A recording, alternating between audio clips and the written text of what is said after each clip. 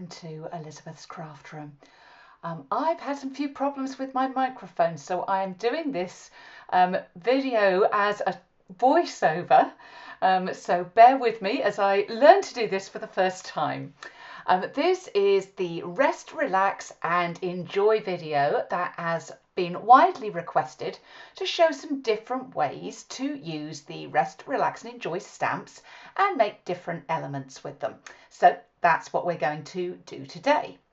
Now you can find these on page 109 of the big book, the Stampin' Up catalogue. They're just £17 in the UK, very good price. If you would like to order those, then do contact your demonstrator.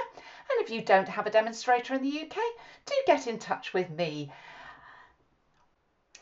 So let's get started. We're just going to do this onto a white base card, basic white base card. And I think we were talking about how we're going to colour these elements in, but let's get started with some stamping onto basic white. Are you laughing at me doing this? I certainly am. Okay, so we're going to stamp some elements, fussy cut them out and layer them up. So we're going to stamp first using Early Espresso as our stamping ink. And then we're going to colour in with blends. So let's do the large jar first. And I'm going to be adding a lid to this. And I'm using the little lid. So let's find that, Liz. Yes, there it is. And one thing about these bottles is they've got interchangeable sort of tops to them. So that little lid will also go onto the jar, instead of the pump piece.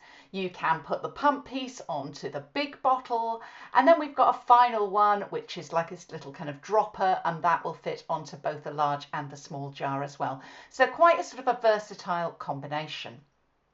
Okay, now we want to do a little magic bit because I want a label on this box, and the stamp set doesn't come with a label.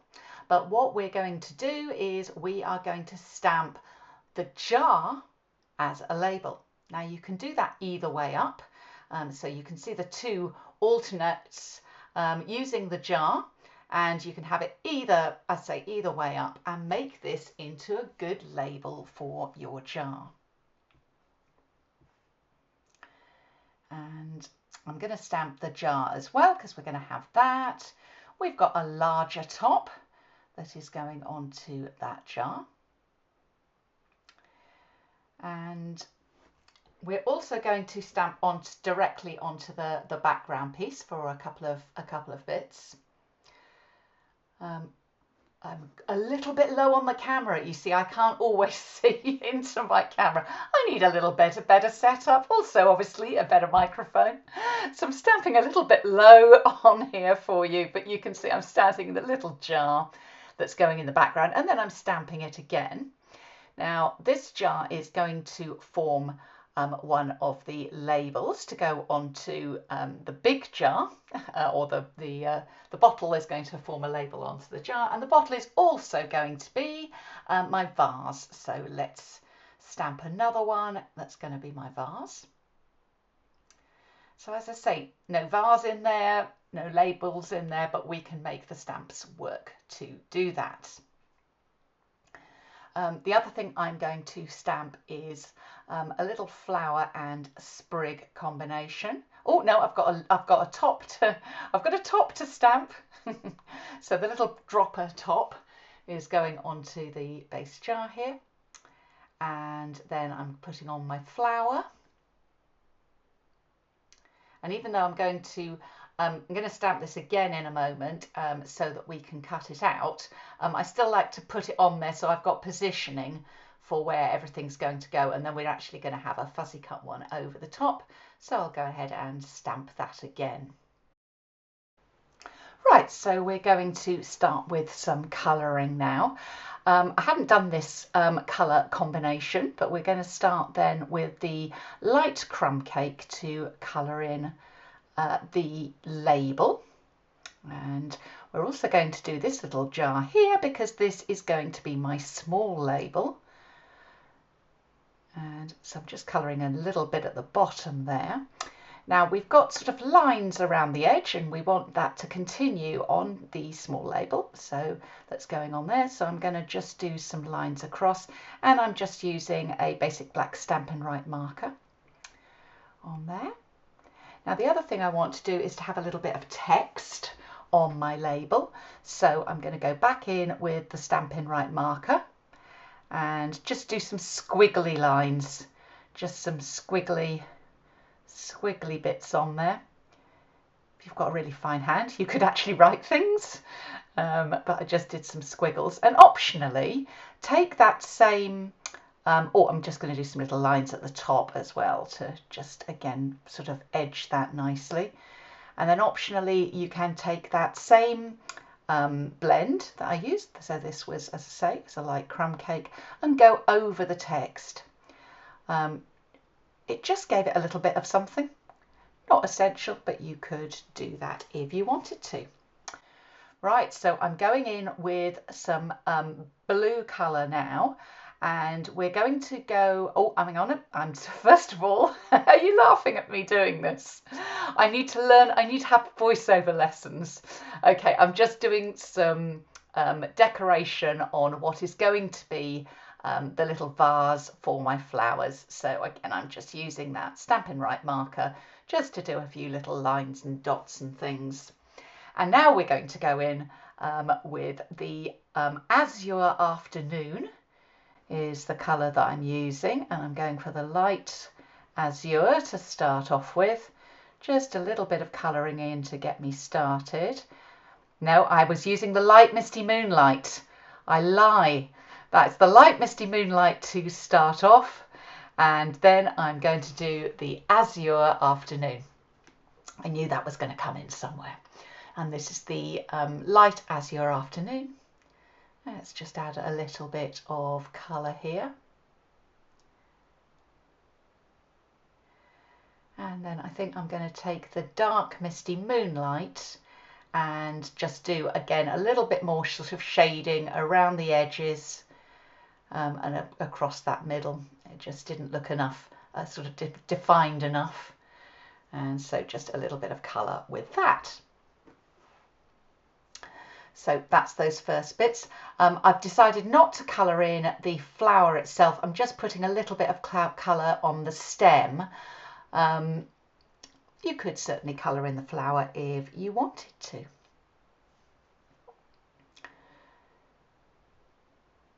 Right, so which colours am I going with next? I think I'm going for Azure Afternoon again. So light and dark azure. I tend to start with the lighter colour, and then I can also mark in where I want my light to fall. So I'm going to have a little line of light, which I'm going to leave completely white on this occasion, and so I'm just leaving that there. And then I'll get the dark azure and add a little bit more shading around the edges.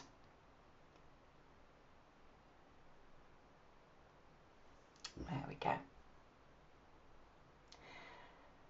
For the top, I'm going in with, first of all, the light crumb cake again and popping it all over the top.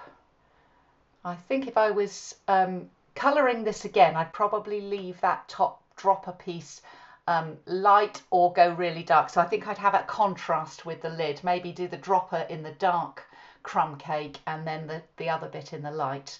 I don't know what you think. Let me know in the comments below. You can also comment on my on my commentary too and tell me whether you like this or whether you prefer it with me talking as I do it. Right, now we're doing the jar. Most of this jar is actually going to be covered by my faux label, but let's go ahead and colour this in. Again, I'm going for Azure Afternoon, and once again I'm leaving a little bit of light to catch it, and going in with some shading at the edges.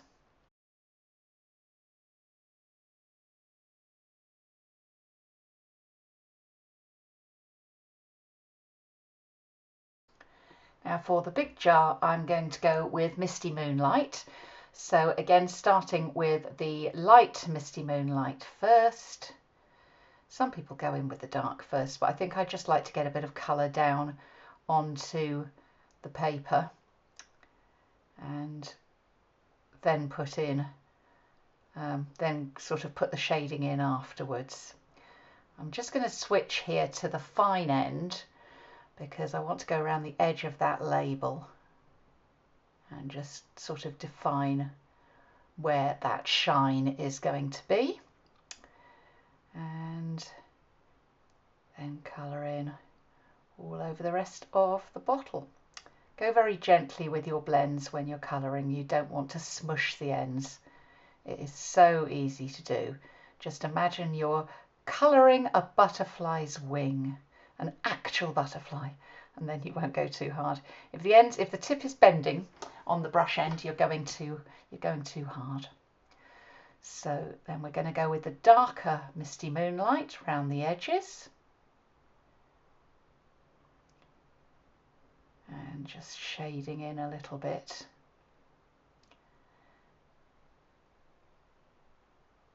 Down that far edge and up underneath the lid there.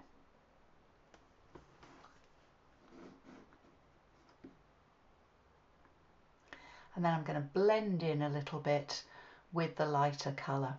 As the ink dries, it does also fade a little bit in. So at the moment it still looks a little bit stark between those two colours, but as it dries it fades down a little bit, and I'm happy with that. I'm happy with that jar once I'm done. So here we go. I'm going to start fussy cutting these jars out. I'm about to decide I want that lid to be coloured in and not white.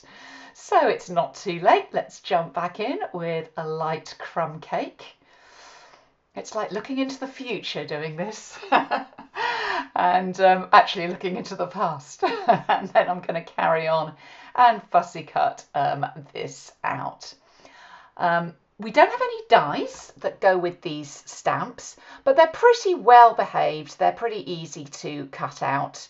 The most detailed one is the flower, but even so, they're quite easy to cut. So that's the first one. Again, I've just noticed a little bit of white. I'm being a bit over fussy because you probably wouldn't notice, but I can see a tiny bit on there. So I'm just going to cover over and make it perfect. And let's go ahead and cut out the jar next.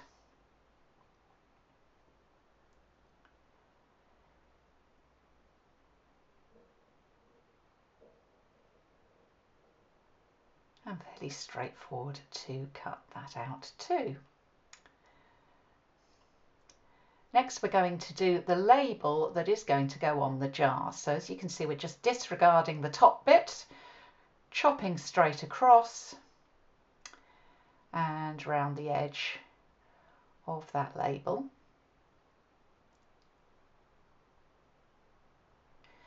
You could stamp it direct onto the jar by kind of masking the top, but it's actually easy enough to do this label, and then you can have some extra shading. If you wanted to, you could pop it up, but I think it looks better in this case just glued on.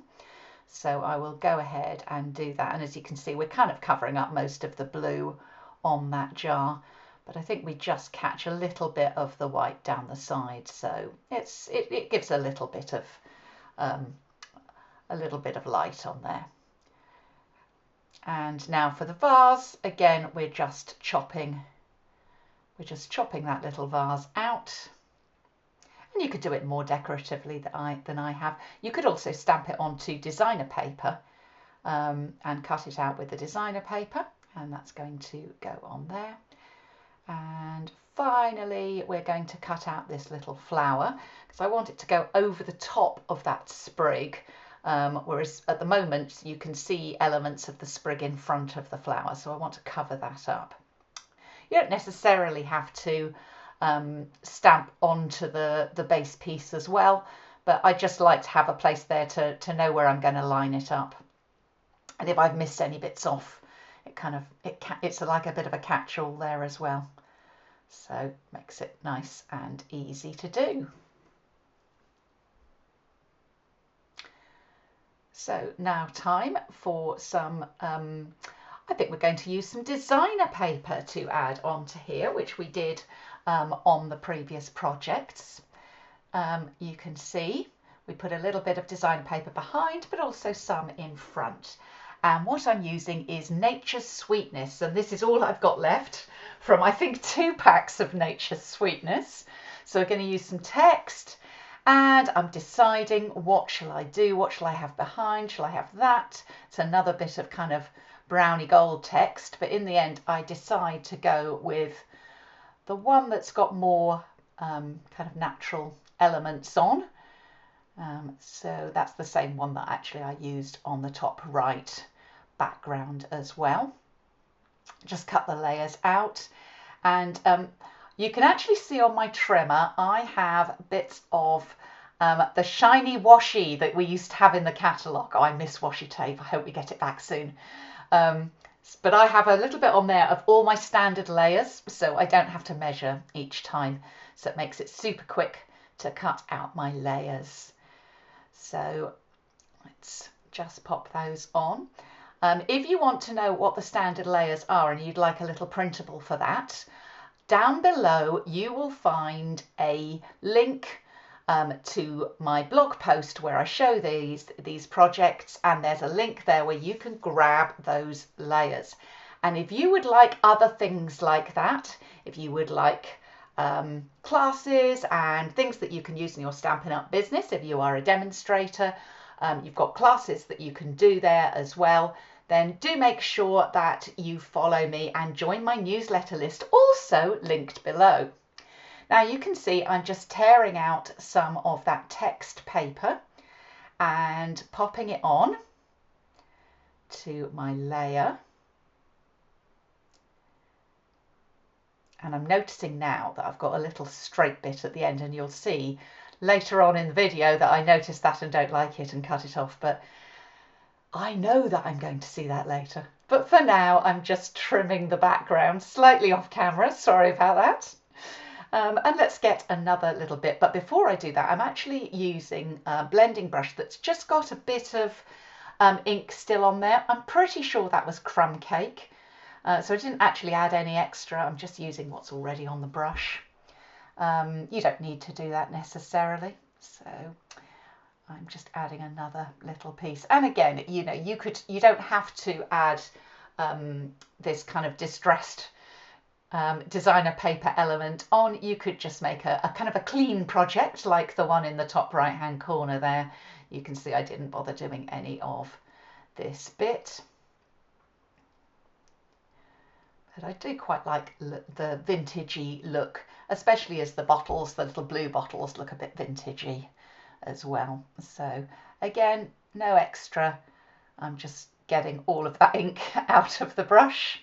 And I do love working on the glass panel here, so you can just go over the edge and clean it all up later really easily.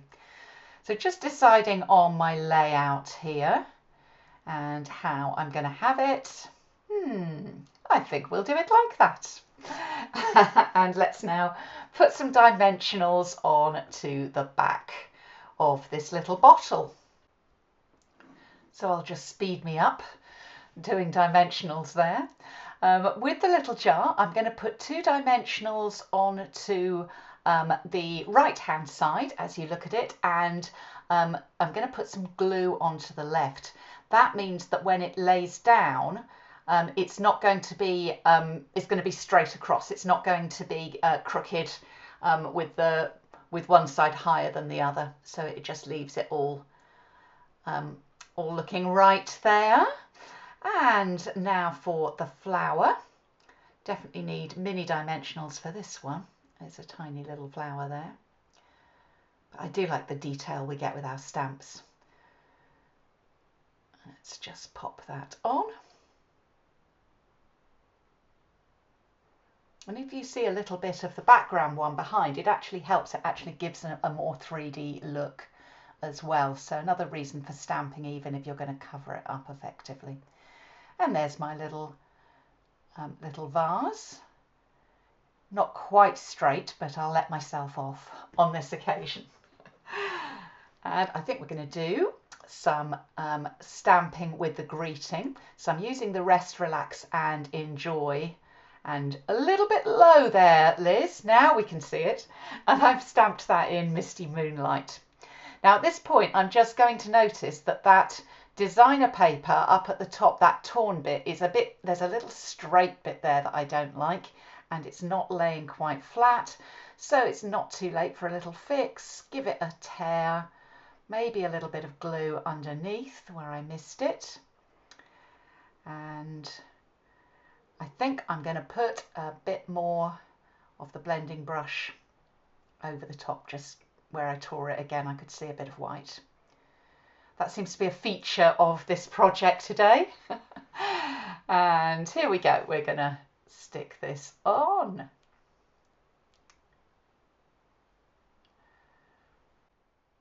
Hang on, still off the camera, but we'll be back on in a moment. And there we go, more or less. So I hope you do like that project. Thank you very much for visiting today. Please do like, subscribe, comment. It all helps. Tell me what you thought of my voiceover, my first ever one. And I look forward to welcoming you back again soon. Bye.